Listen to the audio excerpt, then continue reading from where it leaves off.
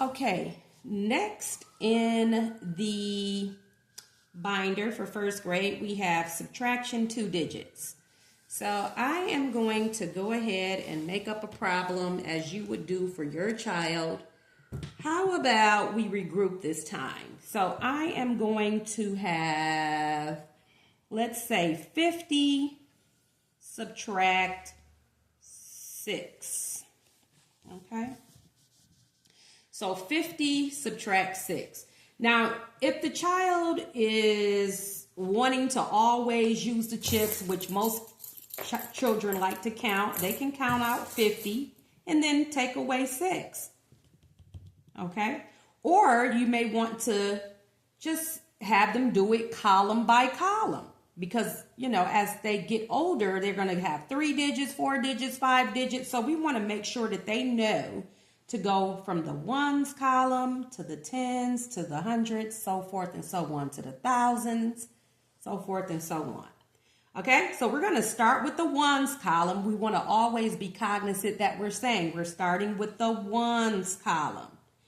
So 0 cannot take away 6. If we don't have anything, we can't get anything from it. So we go on to the very next column, which is your tens.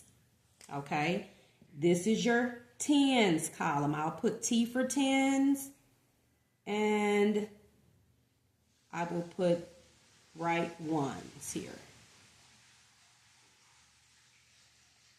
Ones, okay? And then I'll just go ahead and write out tens. Okay? We're going to keep repeating that, especially to a first, second grader, what have you. Always repeat the place value.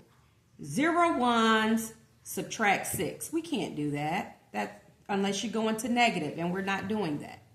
So we have to tell the student or tell our child, we now go over to the tens column because we have 5 of those, and each one is worth 10 ones. So we're gonna regroup. We're gonna make that 5 tens into a 4. And that one that we got from there is worth 10, and we're simply going to put it right here. Now the ones become a full 10. Just put that 1, whatever that digit was or is. We are just simply putting a 1 next to it. We're adding 10 to this digit here, to the very next column. We're adding 10 to it. Okay? So 10 subtract 6 now we can do. This is a whole 10. Now some people cross out the 0 and write a 10 or whatever digit is there. I don't do that. I just put the 1 next to it. That is now 10. 10 subtract 6 is 4. And then we have the 4. 4 subtract nothing is 4. Okay? And always, make it so that they line up, so the student knows that being orderly matters, okay? Being neat matters, okay? So 10 subtract 6 is 4. It is pretty much in that column, if you will, okay? Let's try to stay within the column. And then if you've got 4, subtract nothing, which is 4. Okay?